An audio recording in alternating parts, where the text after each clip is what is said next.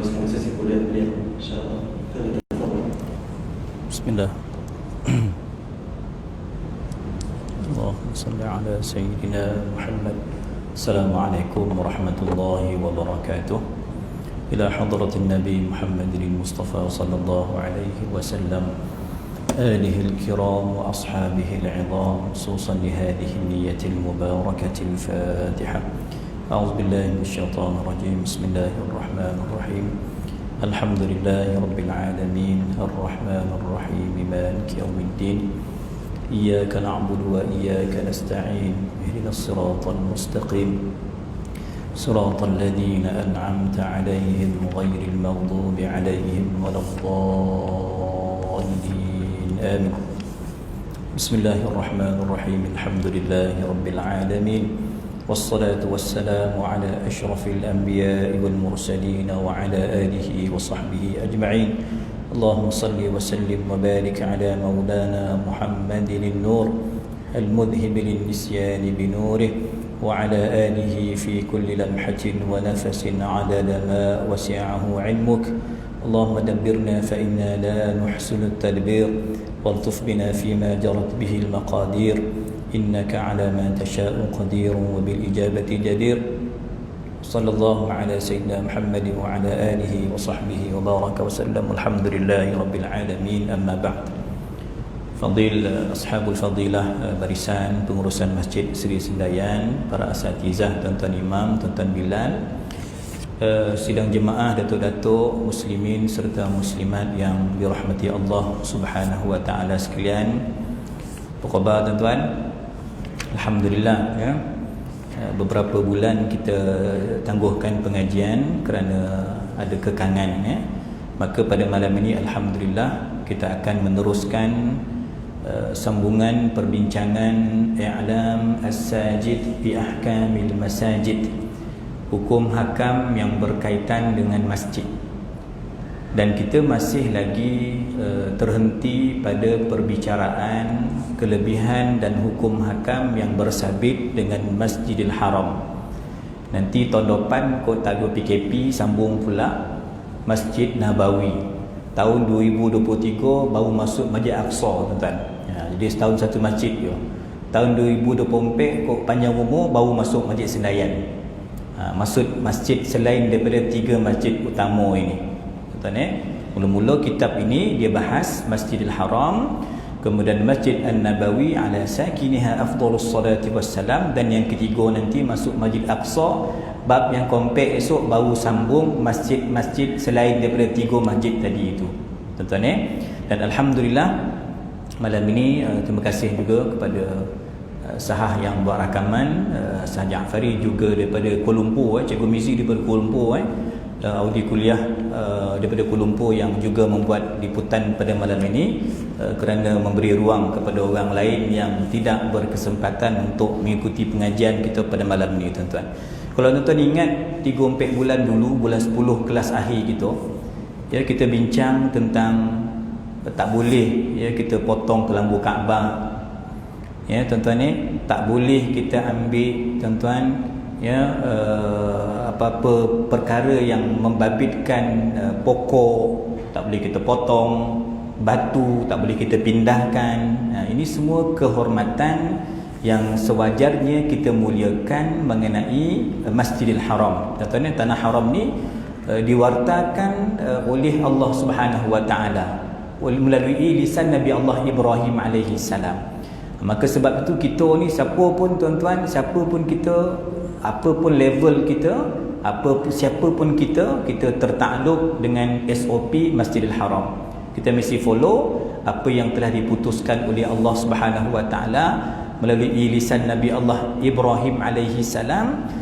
Selanjutnya ya tuan-tuan, ditegaskan melalui sabdaan Nabi sallallahu alaihi wasallam, dan dihuraikan oleh para ulama kita, termasuk rujukan kita pada pengajian kita, iaitu kitab seorang ulama besar dalam madhab Syafi'i, Imam Badruddin Az-Zarkashi rahimahullahu taala. Dan kita juga bincang ketidakharusan ataupun haramnya kita berburu dalam kawasan tanah Masjidil Haram. Tuan-tuan, berburu Termasuk juga tuan-tuan, ya, kita membawa tuan-tuan binatang-binatang tuan-tuan ke dalam tanah haram. Dia ada perbincangan dia. Adapun ulama sebut idkhal saydihi minal halal ilal haram, memasukkan binatang buruan daripada luar tu, kita qabalah Yaman, kita qabalah Jordan, kita qabalah sempadan tanah haram tu tuan-tuan, kita masukkan daripada luar ke dalam, maka di situ ada keringanan, ada keharusan menurut sebahagian ulama. Okey, maknanya daging tuan-tuan dalam masalah binatang buruan, ekspor dan import pun ada perbincangan dia di situ. Ya, kecuali dalam daging apa orang sebut ini kartel pun itu cerita lain lah tuan-tuan. Cuma dalam bab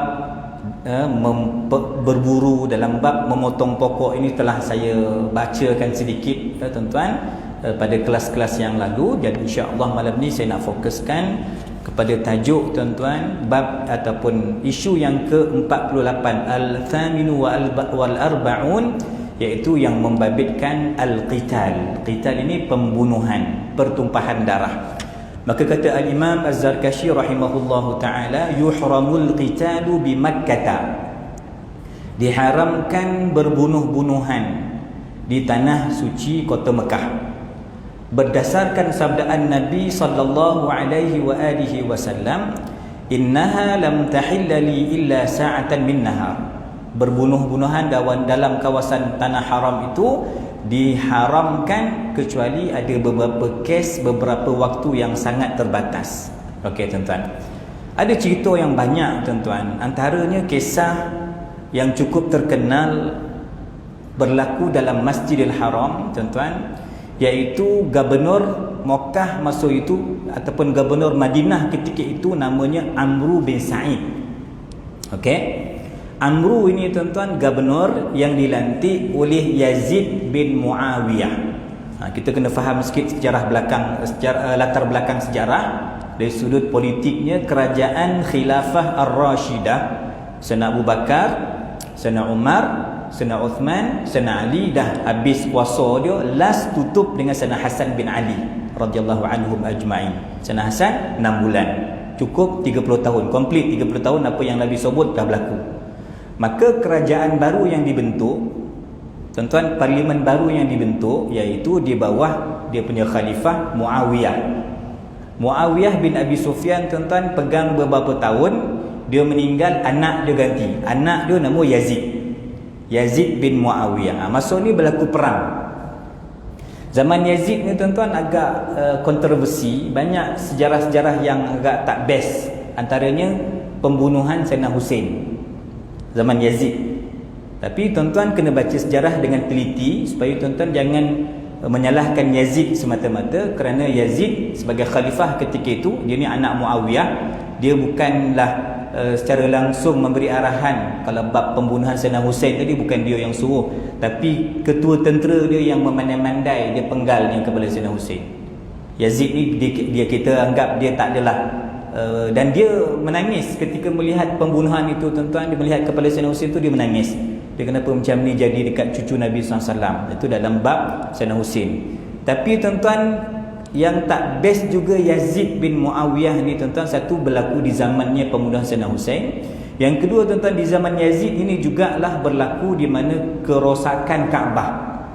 Kita bincang malam ni, tak boleh berbunuh-bunuhan dalam kawasan Makkah, dalam kawasan tanah haram, apatah lagi dalam Masjidil Haram. Maka apa yang berlaku tuan-tuan, di zaman Yazid bin Muawiyah sebagai khalifah, dia lantik seorang gubernur Montori tuan-tuan. Siapa Montori? KDN dia zaman itu Amru bin Sa'id nama dia. Amru bin Sa'id ni tuan-tuan, dia kena berdepan dengan siapa? Dia nak memerangi Sayyidina tuan-tuan Abdullah bin Zubair. Ingat Abdullah bin Zubair. Zubair bin Al-Awam ni tuan-tuan antara 10 sahabat yang dijamin syurga. Boleh? Sayyidina Zubair bin Awam tuan-tuan, antara anak dia satu nama Abdullah, satu nama Amru. Boleh? Bukan Amru yang gubernur ni, bukan gubernur, tapi Amru bin Zubair tuan-tuan. Amru inilah yang serang abang dia Abdullah. Abang dia kontrol kawasan Makkah. kawasan Masjidil Haram. Sebab Sayyidina Abdullah bin Zubair, dia menganggap dia lebih layak menjadi khalifah. Tetapi Muawiyah dah bentuk kerajaan baru. Dia meninggal, anak dia Yazid ambil alih kuasa.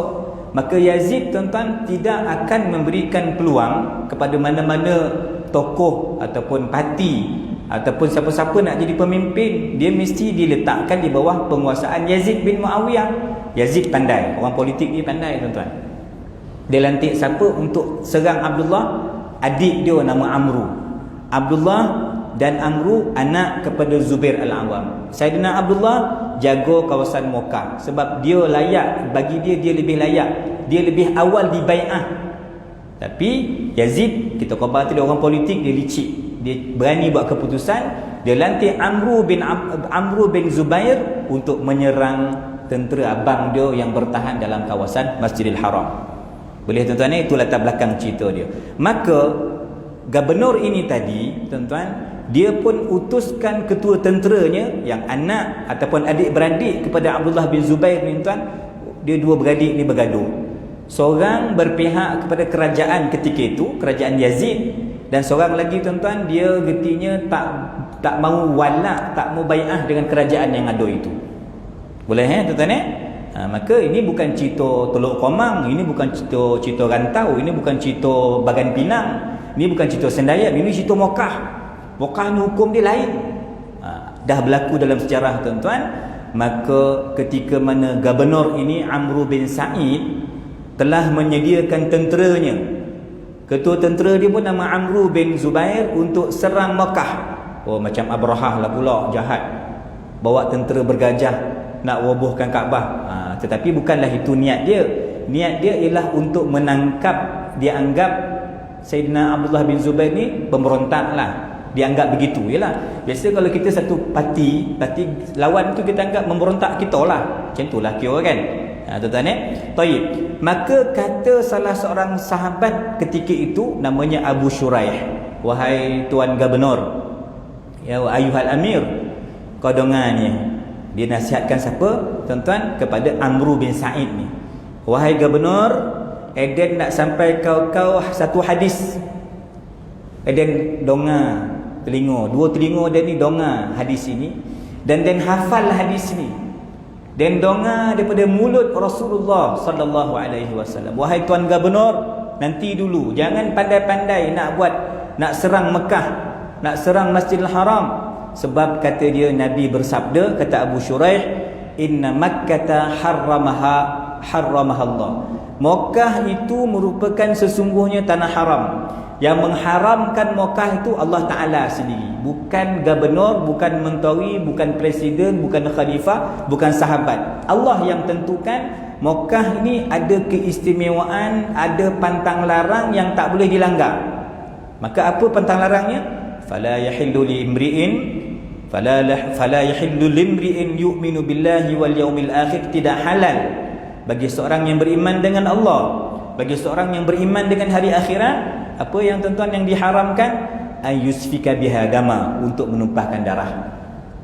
Kita baca dalam awal surah Baqarah kan, bagaimana para malaikat cuba memberikan pandangan ketika mana bakal wujudnya seorang khalifah yang namanya Adam kan. Dan para malaikat dia tahu cerita tuan-tuan tentang kita ni, yusfikud dima, kita ni menumpahkan darah.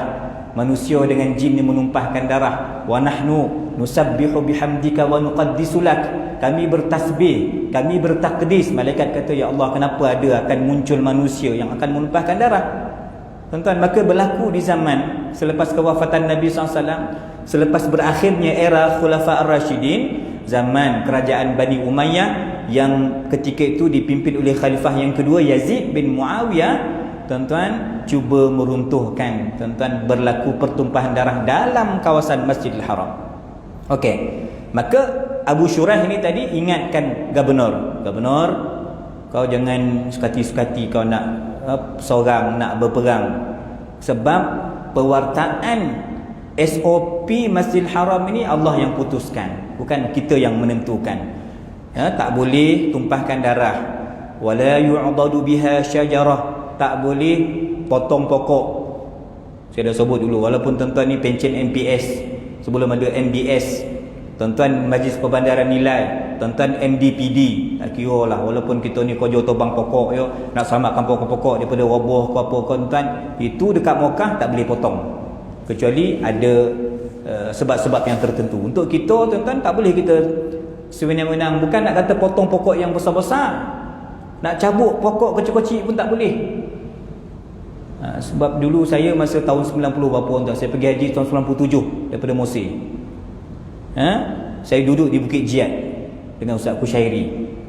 Bukit Jiyad ni, tuan-tuan, ramai Baba Fatani, banyak duduk dekat Bukit Jiyad. Baba Fatani, tuan, Tok Guru Fatani yang berhijrah, dia duduk kat Bukit Jiyad. Tapak Bukit Jiyad itu, sejarah dia ialah tempat Nabi SAW mengembala kambing. Bukit Jiyad. Tapi jauh jugalah, tuan-tuan, nak pergi berjalan tu. Agak sini daripada sini tak adalah sampai Masjid Syekh Ahmad tu, separuh jalan lah. Jauh juga nak berjalan daripada Bukit Jiyad tu, nak turun boleh, nak naik balik masjid tu, mencungap jugalah, tuan-tuan. Tapi nak ceritanya, tuan-tuan, ya, ketika itu musim sementara menunggu hari wukuf, saya petang-petang lepas asar tu duduk keluar rumah sewa tu, saya nampak ada satu pokok tangan gatal tu, saya cabut pokok tu. Saya bukan dalam ihram, tapi saya di tanah haram. Saya bukan pakai kain ihram, saya bukan dalam ihram. Saya hanya menanti waktu untuk mula berniat untuk melaksanakan haji. Tahun 97, saya tahun 2 kuliah di Azhar. Pergi naik kapal laut lagi masa tu, tuan-tuan. Maka saya cabut pokok tu, saya fikir, apa pula dia buat ni? Maghrib itu saya jumpa Tok Guru, Baba. Tuan-tuan, lepas pengajian, Tok Guru, saya tadi lepas asar, saya cabut satu pokok, bayar dam, kata dia. Bayar satu cupak beras. Tuan-tuan, bayar harga satu cupak beras untuk menggantikan kesalahan saya mencabut pokok, walaupun pokok tu pokok kocik, tuan-tuan, maka saya dikenakan dam ketika itu. Okey, maka ini hadis, wala yu'dalu biha syajarah. Tuan-tuan, fa in ahadun tarakhasa biqitalin, Rasulullah sallallahu alaihi wasallam yang boleh menentukan boleh perang ke tak boleh perang, hanya kuasa itu hanya terletak di tangan Rasulullah sallallahu alaihi wasallam. Kerana apa? Allah mengizinkan Nabi sallallahu alaihi wasallam berbuat demikian, dan Allah tidak mengizinkan kamu, wahai khalifah, wahai gubernur. Tak boleh. Orang lain tak boleh. Yang boleh Nabi je. Nabi dah wafat, jadi tak boleh menumpahkan darah, berlaku pertempuran dalam Masjidil Haram khususnya, tuan-tuan sekalian. Okey, baik. Maka itulah nasihat yang cuba disampaikan oleh Sayyidina Abu Shuraih kepada bapa gubernur ini, tuan-tuan. Tetapi bapa gubernur, tuan-tuan, orang saya khabar tadilah, minta maaf, orang politik ni dia ada fatwa tersendiri yang tersembunyi. Dia ada macam mana fatwa mufti keluar pun, dia jadi mufti juga. Dia akan ada selit juga. Tak apa, yang ni kata boleh, ini kata boleh, dia nak bagi boleh juga, tuan-tuan. Ini beza dia. Sebenarnya dah ada keputusan tak boleh, tetapi tetap, tuan-tuan, pertempuran berlaku. Okey, tuan-tuan, apa yang berlaku, tuan-tuan, ya, maka sebab itu, ya, dikatakan bahawa Sayyidina Abdullah bin Zubair ni, tuan-tuan, mengikut catatan ulama sejarah, antaranya Imam Ibnu Battal, tuan-tuan, dia kata Abdullah bin Zubair lebih layak menjadi khalifah berbanding Yazid ini. Tuan-tuan, Abdullah bin Zubair, tuan-tuan, lebih layak menjadi khalifah berbanding Yazid bin Muawiyah. Kerana apa, tuan-tuan? Orang lebih hormat kepada Sayyidina Abdullah bin Zubair, orang dah bai'ah dia pun. Tuan-tuan, jadi kita pun, tuan-tuan, dalam sudut ini kita kena faham satu perkara. Al-Imam Ibn Al-Arabi dia buat satu kitab Al-Awasim min Al-Qawasim.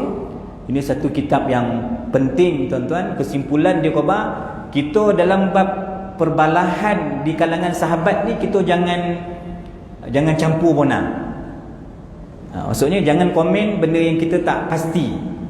Boleh, tuan-tuan? Apa pertembungan ini? Apa pertembungan antara, ya, kumpulan Sayyidina Ali dengan kumpulan Sayyidina Muawiyah? Boleh? Tuan-tuan, ini pertembungan yang berlaku. Jadi sekarang ni Sayyidina Muawiyah ni siapa?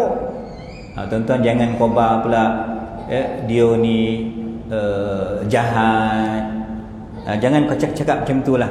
Jangan cakap Sayyidina Muawiyah ini dia ni tuan-tuan, kita kata dia ni apatah lagi dengan kata fasik. Tuan-tuan kata Muawiyah ni sebagai kafir. Jangan cakap macam tu. Sayyidina Muawiyah tuan-tuan dia sahabat. Sahabat tuan-tuan yang 124,000 tu kulluhum udul, semuanya adil, semuanya ahli syurga. Nampak tak? Dia dah confirm masuk syurga. Sahabat semuanya. Kita ni tak tentu. Jadi jangan gata-gata tangan nak type dekat Facebook tu, Muawiyah ni pergi jahanam lah kau, gila puasa, kau anak kau lah menyebabkan Sayyidina Husin kena bunuh. Jangan begitu tuan-tuan. Kita tak tahu sejarah. Maka kitab Al-Awasim dan Al-Qawasim itu tadi, dia bagi apa tuan-tuan? Peringatan. Banyak benda yang kita tak tahu apa latar belakang dia, apa sejarahnya. Maka kita ambil tuan-tuan sikap berkecuali. Benda dah berlaku, kita nak buat apa? Tuan-tuan ni, benda dah berlaku. Kita tidak berpihak kepada tim Khawarij, musuh kepada Sayyidina Ali. Kita tidak berpihak kepada tim Syiah, musuh kepada Sayyidina Muawiyah. Kita geng dua-dua. Muawiyah pun sahabat, Sayyidina Ali pun sahabat. Kita pakai semua sahabat. Nampak tuan-tuan ya? Ini jalan selamat. Tuan-tuan jangan cari masalah, jangan cari pasal. Tuan-tuan, kalau tuan-tuan ni ada pula yang minat dengan Syiah, dia belasah Muawiyah ni akan jadi mangsa dia. Saya pergi Syria 2008. Ya, rombongan Jabatan Mufti tuan-tuan 2008. Masa tu adik saya belajar di Syria, Ustaz Saiful. Tuan-tuan ya? Dia kata tuan-tuan, Syria dengan Iran ni dia memang kancing sebab dia punya mazhab hampir sama. Pemimpin Syria kebanyakan Syiah. Pemimpin Syria tuan-tuan, Hafizul Asad, Bashar, dia ni Syiah. Okey? Cuma tuan-tuan, zaman itu memang dia punya hubungan diplomatik Iran dengan Syria ni baiklah sampai sekarang pun. Dari sudut perang pun dia banyaklah, dari sudut apa ketenteraan dan sebagainya, banyaklah dia punya persefahaman itu antara Syria dengan Iran. Saya punya hotel tuan-tuan, bukan saya punya hotel, saya sewa hotel 3 malam kat situ, dekat Damsyik tu tuan-tuan, semua jubah hitam. Berapa tingkat hotel tu? 8 tingkat, 7 tingkat, semua orang Syiah. Yang ahli sunnah 4 orang ni, yang Jabatan Mufti Negeri Sembilan. Saya, Ustaz Zamani, Ustaz Khair, Ustaz Syafiq, 4 orang yang duduk, yang bukan Syiah lah. Lain semua pergi sarapan, semua jubah hitam berlaku. Dan orang Syiah ni tuan-tuan, kenapa dia gomar pergi Syria? Sebab Syria banyak maqam Ahlul Bait, banyak maqam keluarga Nabi SAW tuan-tuan. Okey lah, ziarah maqam keluarga Nabi tu bagus. Yang tak bagusnya apa tuan-tuan? Perangai orang Syiah ni, dia pergi ke Syria, dia pergi koncing berak dekat kubur-kubur maqam-maqam yang tuan-tuan, yang bukan Ahlul Bait. Faham? Maqam siapa tuan? Kerajaan Bani Umayyah yang sedang saya bahaskan ini, Yazid ni tuan-tuan, nak cerita perang dalam Masjidil Haram ni sekarang tuan-tuan. Dia punya pusat Putrajaya dia masa tu kat mana? Damsyik. Kerajaan berpindah ke Madinah, pergi ke Damsyik. Bani Umayyah, Bani Abbasiyah pindah ke mana? Bani Abbasiyah pindah ke Baghdad. HQ dia, pusat pentadbiran kerajaan dia tuan-tuan. Okey. Dia orang buat apa tuan-tuan? Pergi ke Syria, geng-geng Syiah yang ekstrim lah, dia akan tengok, kalau ini bukan keluarga dia, bukan keluarga Nabi, bukan daripada orang Syiah, dia pergi koncing berak kat kubur tu. Jahat lah. Maka kerajaan Syria, termasuklah Hafiz Asad ke Bashar Asad tuan-tuan, dia buat langkah yang berhati-hati. Walaupun dia Syiah, tapi dia buatlah kepung. Maka sebab itu kubur-kubur di Syria, di Mesir banyak yang dia orang ada, dia buatlah sedikit binaan, mengepung kubur tu, jangan orang panjat koncing berak kat kubur tu. Itu tujuan dia. Tapi kubur kita orang tak koncing berak, orang pergi minta nombor ekor. Saya mesyuarat fatwa bulan lepas tuan-tuan, bulan seboleh tahun lepas. Ada satu kawasan-kawasan kita lah di Somban ni, mana Esdil ke mana, nama lama Labu lah. Ada kebun, ada kubur. Orang pergi pujuk kubur tu, pergi ambil colok ke, minta nombor ekor. Nombor ekor tak payah pergi kubur, ambil nombor plate imam je, tu memang naik nombor tu. Tak payah pergi kubur-kubur tuan-tuan, tu bid'ah tu, khurafat lah tu kan. Ya tuan-tuan kubur kita orang pergi apa? Pergi pujuk, pergi ambil apa macam-macam dah dah.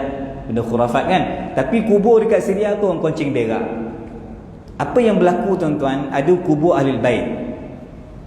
Dia buat apa tuan-tuan? Orang Syiah ni datang Iran ni, dia pergi berguling-guling lah kat kubur tu. Oh, Sayyidina Husin, sebutlah nama semua keluarga Nabi SAW ni. Oh, menangis-nangis, beratap kat kubur tu. Ini ada tim yang sampai. Datang geng yang kedua. Dia kata, kau landing kat kubur siapa tu? Kan kubur ni ahli bait keluarga kita. Bukan kubur sebelah. Salah landing pula. Pergi landing sebelah sana pula. Salah pula. Macam ibu mertua ku lah kan. Salah kubur macam tu lah tuan-tuan. Ini macam-macam cerita. Ya.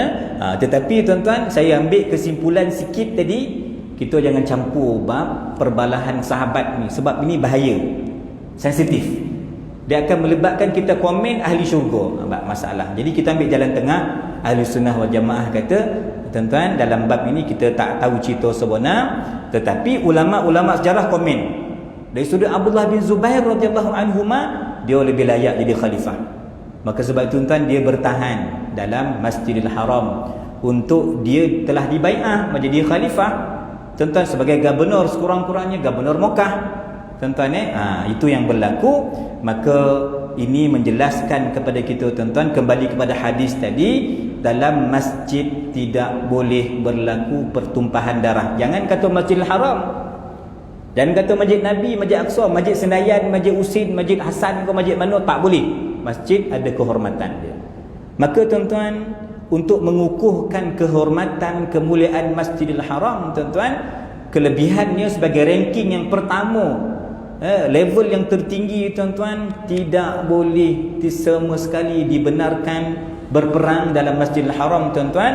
Maka kalau benar dibenarkan pun, tuan-tuan, kerana sebab-sebab yang sangat terdesak. Okey, sangat terdesak. Contohnya apa sangat terdesak? Kita diserang oleh musuh. Okey, ini yang berperang ni, ingat dalam sejarah yang perang ni Islam dengan Islam, tuan-tuan. Tentera Islam berperang dengan tentera Islam, isu perebutan kuasa. Okey, yang paling hebat, yang paling kuat semangat, yang paling besar jiwanya ialah Sayyidina Hasan. Sayyidina Hasan dah lepas tangan, dia kata, aku tak nak berperang. Aku dah khabar marin. Inna bni hadha sayyid. Cucu aku ni penghulu yang mendamaikan dua puak yang berbalah. Dia tak nak geng Sayyidina Muawiyah terus bertembung dengan Sayyidina Ali, tuan-tuan. Maka dia lepaskan kerajaan dia, tuan-tuan, dia lepaskan kuasa dia. Itu dah settle dah. Tetapi anak cucu tetap bergaduh. Tuan-tuan, berlaku perebutan, maka kita katakan tadi tak boleh, kecuali kalau berlaku peperangan, pertumpahan darah dalam Masjidil Haram, tuan-tuan, yang melibatkan apa tadi, kita diserang, ataupun kita ni, tuan-tuan, di buruh ni kumpulan pelampau.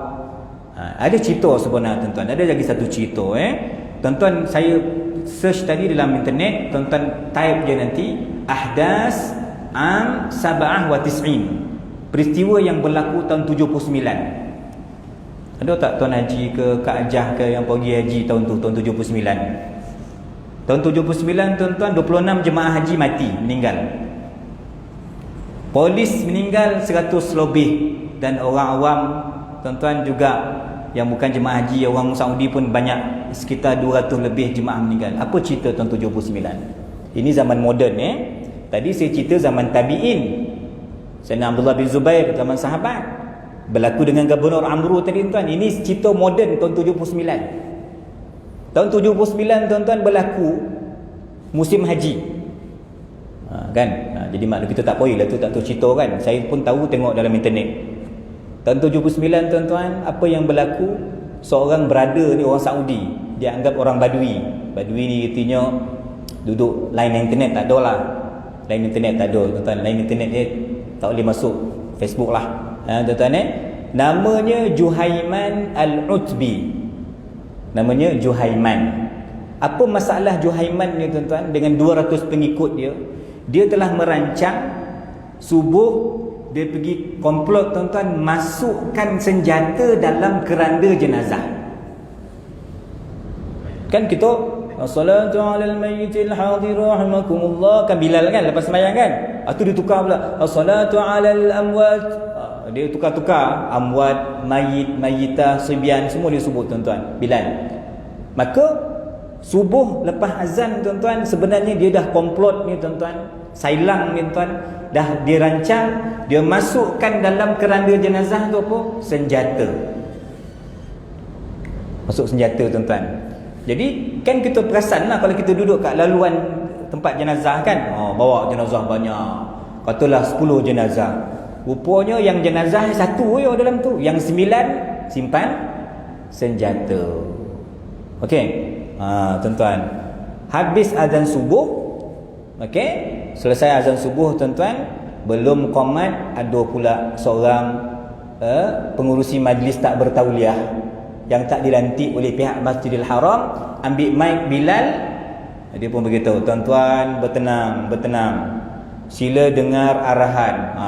Satu Masjidil Haram tahun 79 tuan-tuan, taklah semoden sekarang, tapi maknanya dalam gambar tu dah cantik lah, sofa marwah semua cantik dah, tahun 79 tuan-tuan. Okey, jadi pengurusi majlis ni siapa? Antara 200 pengikut Juhaiman. Juhaiman ni apa tuan-tuan? Penyakit dia ni orang kampung tadi, ada penyakit jiwa, gila isim, macam itulah, sasau. Dia pengurusi ni, kawan dia lah. Okey, tuan-tuan bertenang semua, jangan bertindak apa-apa, duduk tempat masing-masing, follow SOP tu, tak adalah. Tuan-tuan dia khabar apa? Sekarang tuan-tuan dengar ucapan Imam Mahdi. Bermaksud Juhaiman ni mengaku diri dia, mengangkit dirinya sebagai Imam Mahdi. Jemaah tak tahulah, kita kena check lah siapa jemaah Malaysia yang ada zaman tu, tahun 79 musim haji. Okey, maka jemaah yang faham Arab lah, yang tak faham untung lah, yang tak faham dia tidur, tak tahulah, kau letaklah kau nak berburak, kau nak kau cakap lah, dia tak faham. Tapi yang faham tuan-tuan, menggelabah, apa benda ni, jangan buat apa-apa tindakan. Okey, dipersilakan Imam Mahdi untuk berucap pula. Juhaiman ambil mic tuan-tuan, dia bercakap, tuan-tuan semua, saya ni sebiji, saya lah Imam Mahdi yang dilantik Allah Ta'ala, tuan-tuan semua ikut bai'ah saya. Bermaksud apa tuan-tuan? Saya nak gulingkan kerajaan yang ada. Siapa tu masa tu, siapa jadi raja Saudi? Malik Khalid nama dia. Mana poi Malik Fahad?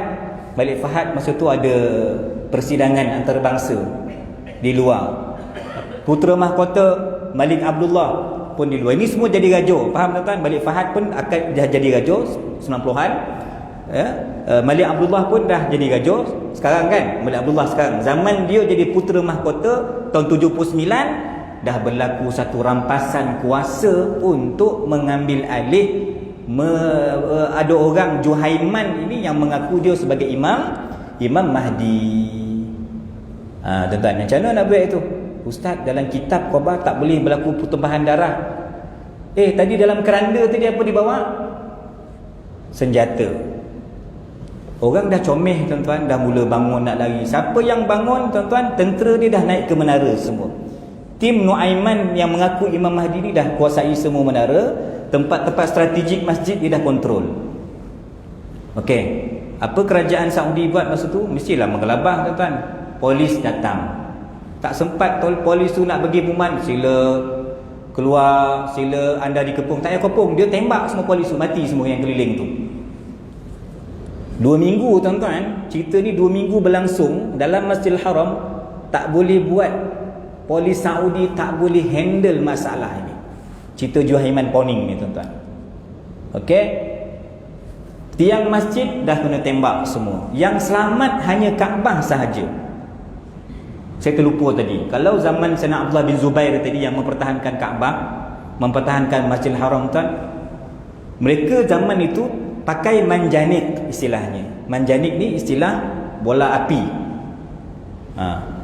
Dinding Kaabah habis zaman Hajjaj ataupun tadi gubernur tadi tuan, Said apa nama tadi? Gubernur tadi namanya Amr bin Said. Zaman Hajjaj, kelambu Kaabah, bukan kelambu saja, bangunan Kaabah rosak. Tetapi tahun 79 ni, di zaman siapa budak nama ni, Juhaiman ni tuan-tuan, bangunan Kaabah selamat, tetapi yang lain habis. Sofa marwahnya habis, tempat sa'i kan, dinding-dinding masjid habis rosak. Berlaku tembak-menembak. Apa dia buat tuan-tuan? Untuk apa dia? Biasalah orang jahat kan, bakar tayar. Kita ingat bakar tayar kat luar masjid tu, dalam masjid pun dibakar tayar, nampak sebab dia nak bersembunyi tuan-tuan dan sebagainya. Kesimpulan cerita penutup tuan-tuan, macam mana kerajaan Saudi buat? Ulama Saudi dah bersidang, keluarkan fatwa boleh tembak, boleh bunuh pemberontak walaupun dalam Masjidil Haram. Habis takkan tuan-tuan kata, ustaz, Nabi sebut dalam hadis tu tak boleh tu, kita kena biar. Kalau biarkan tuan-tuan, tak adalah 200 lebih mati tu, 2000 lebih mati rakyat nanti. Maka sesuatu tindakan mesti dibuat drastik. Sekitar 30 ulama Saudi dah bersidang masa tu membenarkan. Tapi tuan-tuan nampak gayanya, ini cerita fakta yang saya baca lah, polis Saudi tak boleh handle masalah. Dia ambil polis mana tuan-tuan? Terpaksa import itu yang kutuk Islam bulan Lopeh. Isu karikatur itu daripada mana? Perancis. Datang polis Perancis, Saudi panggil Perancis handle kes. Dah 2 minggu tak, tentera polis habis mati kena tembak. Yang pemberontak ni bermaharajalela dalam Masjidil Haram, kerosakan terus berlaku. Panggil Perancis. Tapi pandai pula tuan-tuan, kawasan Masjidil Haram boleh tak orang kafir masuk? Jangan cakap Masjidil Haram, kawasan Tanah Haram, sepadan Tanah Haram, orang kafir boleh masuk tak? Tak boleh masuk. Di situ pula tuan-tuan, maksudnya dia orang port dia bukan dalam kawasan Tanah Haram. Ni polis Perancis ni, dia buatlah satu port sempadan untuk dia ajar polis-polis Saudi yang tak berapa nak handa ni tuan, kau baik Cina, dia ajar. Betul. Jadi itulah jasa sikit tuan-tuan negara itu yang Saudi tu hutang budi benar dengan Perancis ni. Apa Perancis minta, okay, boleh lah guys. Dia tolong tahun 79 dulu tuan-tuan untuk menumpaskan Imam Mahdi palsu ni tuan-tuan, Juhaiman ni tuan-tuan, Juhaiman Al-Utbi ni tuan-tuan, akhirnya tumpas di bawah penaklukan ataupun tuan-tuan pandangan daripada tim tentera pakar yang diimport khas daripada Perancis. Ini tuan-tuan nanti cuba search lah, tapi saya cek dia punya ucapan tu semua dalam bahasa Arab lah rencana tu. Nanti tuan-tuan tengoklah, kok ada yang bahasa Inggeris ke bahasa Melayu ke, tengoklah tuan. Ini point dia. Takkanlah ulama Saudi ketika itu nak ambil kira, tak boleh. Tak, ini kes terpencil. Kes terpencil di sini tuan-tuan, mesti berlaku satu hukum yang berbeza dengan apa yang berlaku tuan-tuan. Masalah yang ke-49 yang berkaitan juga tuan-tuan, iaitu sama dengan kes tadi tuan-tuan, diharamkan membunuh buruh. Buruh ni tuan-tuan pemberontak. Okey, pemberontak. Yang bolehnya apa? Yadhiqu alaihim, bagi tekanan. Bagi tekanan apa? Kopong ko, bagi dia apa, asap apa, bau-bau apa tuan-tuan, yang boleh tembak dia dengan gas ko supaya dia pengsan. Bunuh tak boleh tuan-tuan. Tapi itu satu pandangan. Bahkan mazhab kita, mazhab Syafi'i kata, dah orang memberontak, takkan kita nak biar.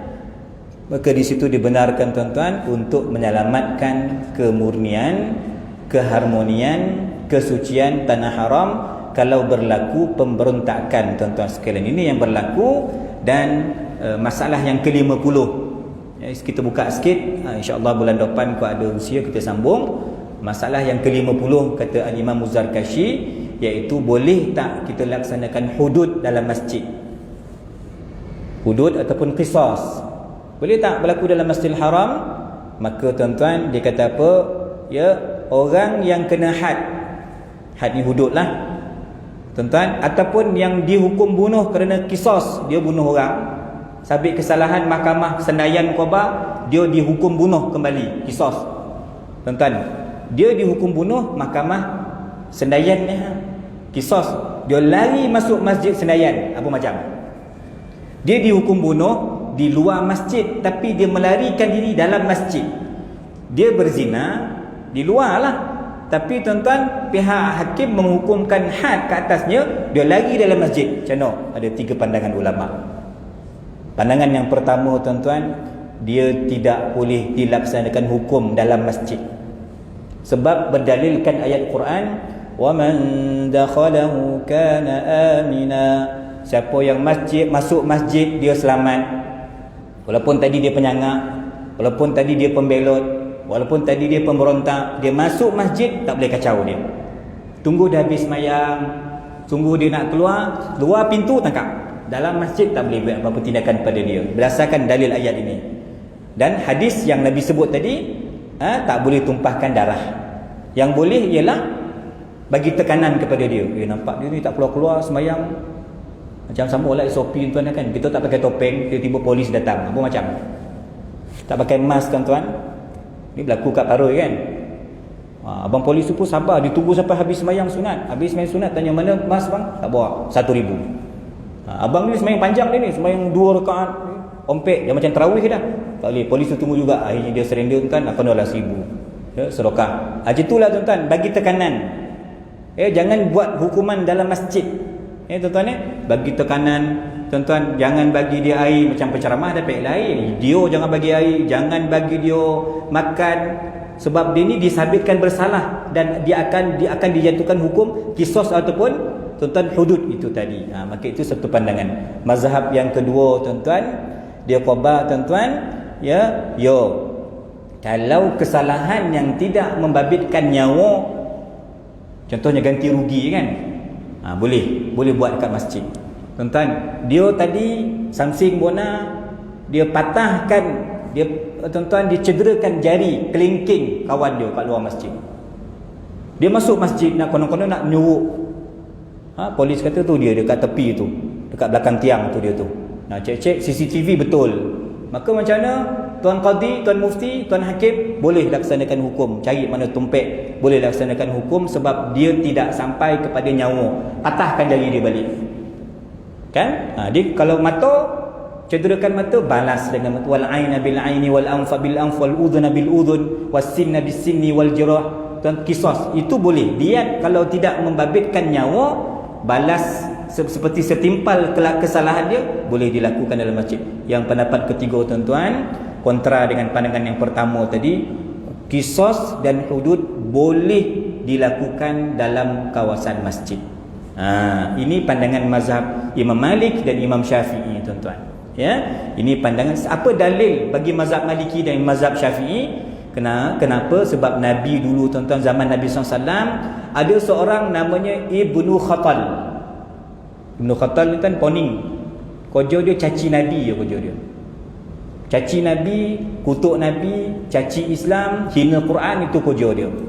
Zaman itu tuan-tuan tak selamat. Zaman kita ni orang yang tak jaga agama, sebab tu pencaci agama dia selamat. Dia bebas. Dia ada peruntukan hukum. Orang tu kalau Islam dia murtad. Kan tuan-tuan Jadi berlaku pada Ibnu Khattal ni tuan, dia pandai. Dia caci Nabi, dia maki Islam, dia kutuk Quran. Tuan-tuan, lepas tu dia tengok lain tak clear, dia akan dikenakan tindakan. Dia pergi mana? Masuk Masjidil Haram. Tapi tuan-tuan, punya cerdik dia bukan masuk masjid tu. Dia bergayut dekat kelambu Kaabah. Jadi Kang Nabi pandang aku ni kan mesti aku selamat punya ni, kata Ibnu Khattal, penjenayah ni. Kalau sahabat-sahabat Kang Baik Omar nampak aku mampu aku ni kan, macam Omar dengan pedang dia mampu aku. Aku gantung kat keluar Kaabah. Okey, lain clear, kata dia tuan-tuan. Nabi kata uqtuluhu, bunuh dia. Bermaksud dalil ini Nabi SAW membenarkan berlaku hudud, penghinaan kepada agama tadi, boleh dilakukan tindakan dan hukuman dalam masjid. Satu dalil. Dalil yang kedua tuan, sebagai penutup malam ni dah isyak kan. Dalil yang kedua tuan-tuan, Nabi kata bunuh 5 binatang fasik. Binatang tidak ada fasik. Apa tuan-tuan binatang fasik? Iaitu ghurab. Ghurab ni gagak. Huda'ah ni pun spesies gagak. Aqrab, kalajengking. Fa'rah, tikus. Kalbul aqur, anjing hitam. 5 binatang ni dalam Masjidil Haram ke dalam tanah haram, bunuh. Binatang pun fasik tuan-tuan. Ini pula Ibnu Khattal yang memang confirm fasik. Orang yang melakukan jenayah disabitkan hukum confirm fasik. Maka di situ ulama membuat kesimpulan boleh dilaksanakan hukuman hudud walaupun dalam Masjidil Haram ataupun dalam kawasan masjid tuan-tuan. Cumanya ulama kata tuan-tuan, bentanglah tikar. Apa tikar? Kalau Indonesia sebab apa tuan-tuan, yang tukang pancung tu apa? Algojo apa? Betul? Kan kadang-kadang jabatan penjara tawaran kerja kepada pesalah, tekan mesin tu supaya orang tu kena genjatan elektrik mati kan. Ada tuan-tuan. Cuma kalau zaman itu ulama kata kalau nak bunuh, nak lakukan hukuman hudud dalam masjid, bentang tempat yang selamat. Janganlah atas kapetnya, dekat tempat imamnya. Dia imam baca dah baik kan, dia dengar nampak darah dia pun baca lintang pukang tuan-tuan. Jadi cari satu sudut, satu ruang tuan-tuan, tempat lepas ni orang pergi masjid Senayan bukan tengok ambil gambar selfie, dia tompek hudud pun ada. Wah, daya tarikan pelancong. Kalau dia mencuri masjid Senayan, dia pun kita tangkap, dia pun kita potong tangan. Tuan-tuan kan? Jadi kalau nak buat katanya bentangkan anti'ah. Anti'ah ni tika yang diperbuat daripada kulit. Tuan-tuan supaya apa nanti tak mengotorkan masjid, dan pastilah bukan dalam ruang dewan solat. Ambillah mana-mana sudut tempat kita sembelih korban tu, kawasan-kawasan begitulah yang kalau nak dilaksanakan hudud maka dibenarkan mengikut pandangan Imam Malik dengan Imam Asy-Syafi'i radhiyallahu anhuma tuan-tuan. Dan ada juga dalil yang menyokong lagi tuan-tuan, iaitu ayat firman Allah Subhanahu wa taala, wa man yurid fihi bi ilhadin bi zulmin nudhiquhu min adabin alim. Siapa yang buat masalah dalam Masjidil Haram, dia takkan selamat. Tuan-tuan, kita pegang macam tu. Sebab itu betul juga orang kata, "Ji, jom pergi umrah." Tak nak. Tak jumpa pintu masjid. Tak jumpa dalam balik hotel. Allah bagi cash. Kadang kita pun rasa juga benda tu kan. Tapi dia apa perangai dia buat kat Malaysia tu, dia dapat cash kat sana. Betul tuan-tuan, Allah sebut dekat sini dalam suratul Hajj ayat 25, siapa yang nak buat masalah dalam Masjidil Haram, dalam masjid mana-mana rumah Allah Taala, dalam tempat-tempat yang baik, ma'had, pusat pengamalan tarikat, mana-mana tompek yang elok, kita nak buat masalah, nak cari pasal, dia tak akan selamat. Allah akan balas dia setimpal dengan niat buruk dia tuan-tuan. Jadi tuan-tuan sekalian, saya kira kita berhenti dululah sampai isu yang ke-50. Alhamdulillah, insya-Allah bulan depan kita lanjutkan isu 51 tuan-tuan. Lepas isyak nanti tuan-tuan jongok-jongoklah kat belakang tu, saya ada sediakan untuk ruang wakaf bagi fasa 3 Ma'had As-Sa'adah yang telah sedang berlangsung projek ni tuan-tuan di Jalan Santan. Ada lebih kita tengok dan isyak di luar sana. Terima kasih tuan-tuan. Qul qawli hadza wastaghfirullahal azim wa lakum. Wassalamu alaikum warahmatullahi wabarakatuh.